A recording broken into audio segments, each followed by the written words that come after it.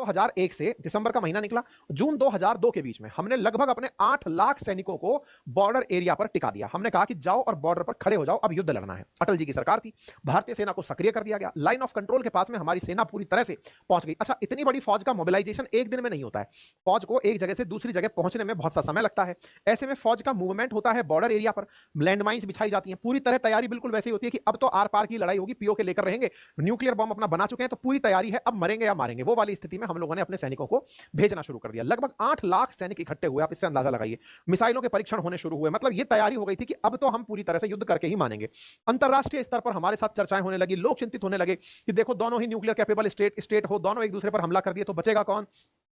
अटल जी को समझाया जाने लगा कि देखो पाकिस्तान आप पर हमला करने की प्लानिंग कर रहा है, तो भारत अपनी तरफ से कहता है कि एक बार, अटल जी कहते हैं कि अगर उनने एक हमारे ऊपर गोला चलाया तो हम पाकिस्तान को खत्म ही कर देंगे। मतलब बयान वीर थे और उस समय मतलब जबरदस्त तरीके से बातचीत चल रही थी। कोई बात नहीं साहब, इन बातों में जून आ गया। जून आने के बाद में जब लगभग ये सारी तैयारियां पूरी हो गई कि अब युद्ध होगा, अब युद्ध होगा, अब देखो क्या है ना कि सैनिक जो हैं वो युद्ध को लेकर बड़े ही पैशनेट होते हैं। हालांकि उनको भी देश के साथ साथ अपने परिवार की चिंता होती है, लेकिन वो ये मानते हैं कि अगर हमने अपनी सीमा को सुरक्षित कर दिया तभी हमारे घर के अंदर लोग सुरक्षित होंगे। आज सैनिक बॉर्डर की जब सुरक्षा कर रहा है तो ही आप और हम अपने देश के अंदर सुरक्षित हैं। अदरवाइज तो कहीं ना कहीं से ये इन्फिल्ट्रेटर्स कहीं ना कभी ड्रग्स को लेकर के घुसते हैं, कभी बंदूक लेकर घुसते हैं और कभी आक्रांता बनकर के ही अतिक्रमण करने चले आते हैं। तो आज उनकी जो हमारे लिए जो उन्होंने अपने आप को सरहद पर जो खड़ा कर रखा है, उनकी जो वीरता है उससे देश पूरी तरह सुरक्षित है। तो सैनिकों को हमेशा अपने देश में अपने परिवारजनों के लिए भी भाव रहता है कि उनको सुरक्षित अगर रखना है तो पहले मैं अपनी इस ड्यूटी को बड़ी बखूबी से निभाऊंगा। सैनिक पूरी तरह से जोश के साथ यहाँ बैठे रहे, लेकिन हमारे नेता लोग जो है वो ठंडे हो गए।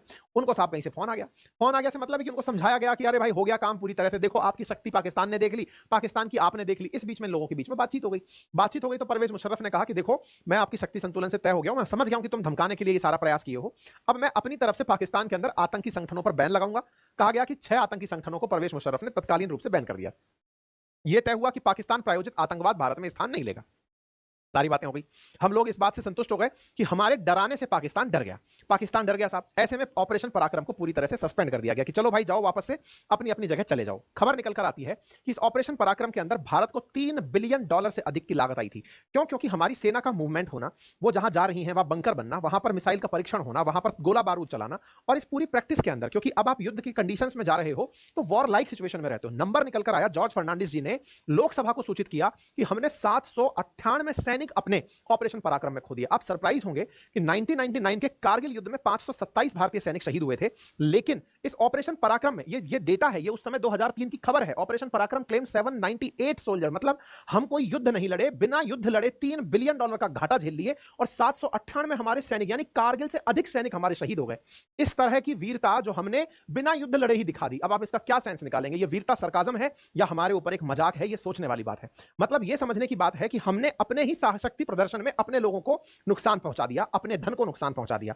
इस ऑपरेशन पराक्रम की वजह से भारतीय सेना का भी अंदर से मनोबल टूटा। कई अधिकारी जब रिटायर हुए तो उन्होंने रिटायरमेंट के बाद अपने जो संस्मरण लिखते हैं उसमें उन्होंने यह कहा कि यह तरीका बिल्कुल सही नहीं था। हम लोग अगर इस तरीके से करके उनको डराने का प्रयास कर रहे थे तो कोई आवश्यक भी नहीं था। हमारे ये प्रयास विफल रहे। कुछ ऐसे आर्टिकल्स भी मिले हैं, जैसे लेफ्टिनेंट जनरल एसएस पनाग का आर्टिकल है, उन्होंने कहा कि ये तो मतलब कोई मतलब ही नहीं था। और देखो अगेन, सेना जब तैयार है ना, खून उबाले मार रहा है। आज आप इस चीज को, कंडीशन को फील कर सकते हैं। हमारे देश के पर्यटक, हमारे देश के भाई बहन अगर मारे गए तो मारने के बाद हमारा पहला प्रश्न यही है ना कि जवाब कब मांगेंगे। ऐसे में अंदर जो खून उबाले मार रहा है उसको आप दूसरी दिशा दिखा दे रहे हो कि ये बता तेरी जाति क्या है। अरे यार, उन्होंने तो आतंकियों ने तो धर्म पूछा था, अब आप जाति पूछ करके हमें अंदर से तोड़ना चाह रहे हो क्या? नहीं, जाति बता, जाति से फिर तुझे आरक्षण मिलेगा, सरकारी नौकरी मिलेगी। बोले इतनी तो है ही नहीं, कोई बात नहीं, लेकिन तू लगा तो रहेगा ना, 10 साल तक तू नौकरी में लगा रहेगा, तेरे लिए वही डिसाइड किया है। हम कंफ्यूज हो गए कि यार हम तो अभी पीओके मांगने जा रहे थे, ये हमसे जाति का पता मांग रहे हैं। चलो पूछ लो महाराज, हमारी जाति है, अब कर दो हमारा बदला तो ले लो। सबसे पहले हम भारतीय हैं, उसके बाद बांट लेना कि हम कौन हैं। हम अब तक तो यही कहते आ रहे थे कि हम सब मिलकर बदला लेने जा रहे हैं। पाकिस्तानी वहां से बैठकर हमसे पूछ रहे थे कि देखो सिख लोग हम पर हमला नहीं करेंगे, मुसलमानों तुम तो जानते ही हो कि 2 नेशन थ्योरी क्यों आई थी। ऐसे में भारत सरकार कह रही है ओहो तुम इस जाति से हो, तुम ये तो भूल ही गए थे। चल क्या रहा है? हमारा मजाक बन रहा है। हमारी राजनीतिक रोटियों को सेकने के लिए कौन क्रेडिट लेगा? इसकी लड़ाइयां चल रही हैं। अभी भी उम्मीद नहीं खोई है हमने। क्या पता हमारे इन सेशंस की वजह से सरकार को भी महसूस हो कि इस देश की जनता आपके जाति पता से पूछने से पहले पाकिस्तान का इलाज चाहती है, उसके बाद करते रहना। आपको सामाजिक न्याय की स्थापना करनी है, बेहतर तरीके से करना। हम सब चीजों के लिए तैयार है, पहले स्कोर सेटल कर दो ना यार। पूरी तरह से मोटिवेशन सबके अंदर भर भराया हुआ है, लोग तैनात हैं, तैयार हैं कि अब करो तो सही, कौन आपको पीछे छोड़ रहा है। लेकिन ये चल क्या रहा है? और और आप अगर ये लगता है आपको कि नहीं ये तो हमारा ट्रिक पॉइंट है कि हम बिना बताए चीजें करते हैं, तो हम इंतजार भी कर लेंगे। लेकिन ऑपरेशन पराक्रम की तरह अगर भविष्य में ये खुल करके आया कि आपने भी बिलियंस ऑफ डॉलर केवल इस विषय वस्तु पर खर्च कर दिए थे कि तैयारी करनी है, तो जनता याद रखती है साहब। और ऐसी चीजों के बाद जो इतिहास लिखा जाता है ना, वो सम्मानजनक नहीं होता। उदाहरण के लिए जो ऑपरेशन पराक्रम आज लिया गया है, ये भविष्य के लिए, यानी कि आज जो हम जिस स्थिति में है उसके लिए एक बड़ा रेफरेंस बन सकता है। अब आप पूछेंगे कि सर आपको ऐसा लग क्यों रहा है कि ये मुद्दा कहीं सेटल तो नहीं हो गया है? देखो, अमेरिका जो है ना, उसको पता है कि भारत की क्या कमजोरियां हैं, क्या मजबूरियां हैं, उसको सब पता है। उसको सब पता है कि वो खुलेआम भारत को कहता रहा कि तुम तो टैरिफ के साथ हमारे साथ नेगोशिएशन करने आओगे, तुम टैरिफ किंग हो। ये सब उसको पता है। ऐसे में उसे ये भी पता है कि भारत पाकिस्तान का मुद्दा किस तरह का है और उसमें किस किस को क्या समझाना है। ऐसे में मार्को रूबियो जो अमेरिका के विदेश मंत्री हैं, उनकी तरफ से भारत को कॉल आ जाता है। क्या हुआ ना कि पाकिस्तान की तरफ से शहबाज शरीफ उनको कॉल करके कहते हैं कि सर वो बहुत तेज गुस्सा हो रहे हैं, उनसे कहो कि वो थोड़ा सा गुस्से को कम करें और इस तरह से नहीं होता है सर जैसे वो कर रहे हैं।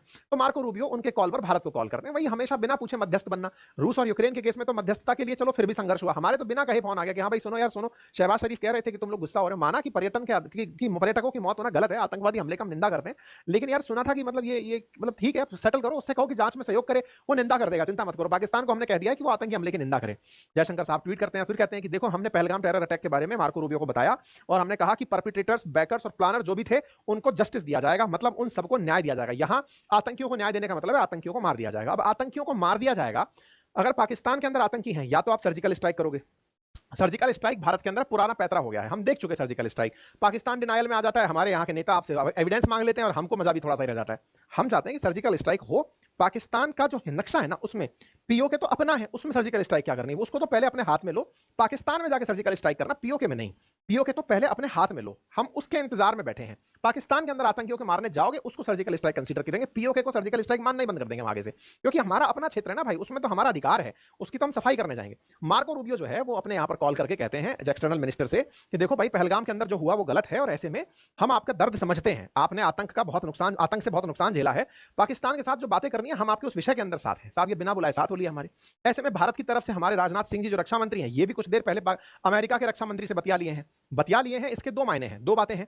पहला कि अमेरिका अपनी तरफ से कह रहा है कि हम तुम्हारे साथ हैं, रक्षा मंत्री भी बोले हम तुम्हारे साथ हैं, लेकिन किस तरह से साथ हो? क्या हम युद्ध करेंगे? तुम जैसे इजराइल के लिए साथ चले आते हो, क्या मार्को रूबियो तुम यहां आने वाले हो? इजराइल और गाजा पट्टी के बीच कुछ भी होता था तो तुम हवाई जहाज लेकर तुरंत दूसरे दिन ही इजराइल पहुंच जाते थे। क्यों? क्योंकि इजराइल इस फैसले में देरी ही नहीं लगाता था। इधर से गोला चला, उधर से बटन ऑन ही होता था। वीडियो आते थे नेतन्याहू के दौड़ने के कि चलो चलो चलो चलो एक्शन लेना है रे भाई, एक्शन लेना है। यहां क्या चल रहा है? यहां पता चल रहा है कि हमारे नेता लोग अलग अलग प्रदर्शनियों में हैं, भाषणों में हैं, सब लोग अपनी अपनी जगह पर व्यस्त चल रहे हैं साहब। ऐसे में व्यस्तताएं जो हैं वो फोकस्ड होकर के जो व्यस्तताएं हैं वो मिस हो चुकी हैं। हो सकता है थोड़े दिन बाद इलेक्शन रैलीज में हमारे नेता दिखाई दे जाएं और फिर अचानक बीच में हमको पता चले कि एलओसी पे हमने कुछ किया था और वो सेटल कर लिया, किसी को बताया नहीं, तालियां बजाओ, मीडिया में सारी खबरें आ जाए। नहीं, इंडिया ने इन दिनों विश्व की जिस तरह की खबरें देखी है ना, उसमें इजराइल ने एक ऐसा मॉडल सेट कर दिया कि उस पर कोई एक गोला दागता था ना तो उसका बदला वो ईरान तक नहीं छोड़ता था। पड़ोसी तो छोड़ो, वो दूर का जो पड़ोसी होता था उस तक को भी स्कोर सेटल करता था कि नहीं चलेगा भाई। अब देश को ना आपने एग्जाम्पल में तो इजराइल सेट कर दिया और आप बातें कर रही हैं कि साहब हम तो साहब चल लेंगे, थोड़ा थोड़ा देर में आएंगे। अब वेग आ चुका है भारत के लोगों में साहब, बातचीत से काम नहीं चलेगा। भारत चाह रहा है कि आप यहां पर स्कोर को सेटल कर दो साहब, ठीक है। ऐसे में रक्षा मंत्री की, उनके रक्षा मंत्री से बातचीत होना और रक्षा मंत्री के कार्यालय के द्वारा यह सूचना देना कि हमने साहब बता दिया है, उनने भी बिल्कुल निंदा कर दी है, कड़ी निंदा कर दी है। हम इस निंदा में दो चार गोली भी नहीं, पूरा पीओके चाहते हैं। यह मैसेज बार बार आप सबको देना चाह रहे हैं। यह भारत के अंदर इस समय की पुकार है और इस पुकार को ऑपरेशन पराक्रम की तरह फ्यूज नहीं होना है। यही आज का कंक्लूसिव रिमार्क है। बाकी आप लोग इस विषय पर क्या सोचते हैं, अपनी राय सेशन पूरा होने के बाद कमेंट बॉक्स में अवश्य लिखिएगा। मैं अगेन कह रहा हूं, आपकी राय जो कमेंट बॉक्स में आती हैं ये बाद में औरों के सजेशंस में जाती हैं। लाइव कमेंट के अंदर जो आपकी राय आती हैं वो कई बार साथ साथ चली जाती हैं। वीडियो को लाइक करना मत भूलिएगा, साथियों से साझा करिएगा। आप भी अगर यही विचार रखते हैं तो जरूर बताइएगा। फिलहाल के लिए इतना ही। हम अपने स्तर पर अभी तैयारियां तो कर ही रहे हैं। सोचा जा रहा है कि हम बंदरगाह वाले एरिया पर, यानी कि पाकिस्तान के साथ जो कराची वाला ग्वादार वाला हिस्सा है, उस पर कुछ प्लानिंग कर रहे हैं, ठीक है। खैर जैसा भी होता है आपको अपडेट किया जाएगा। गृह मंत्री का बयान है कि चुन चुन कर जवाब देंगे। अब वो चुन चुन के जवाब में हम आतंकियों की तलाश करेंगे कि पाकिस्तान को ही पूरा चुन लेंगे, ये समय बताएगा। फिलहाल के लिए इतना ही। जानकारी पसंद आई हो तो बहुत बहुत धन्यवाद। साथियों से इसे जरूर साझा करिएगा। वीडियो को लाइक और शेयर करना बिल्कुल मत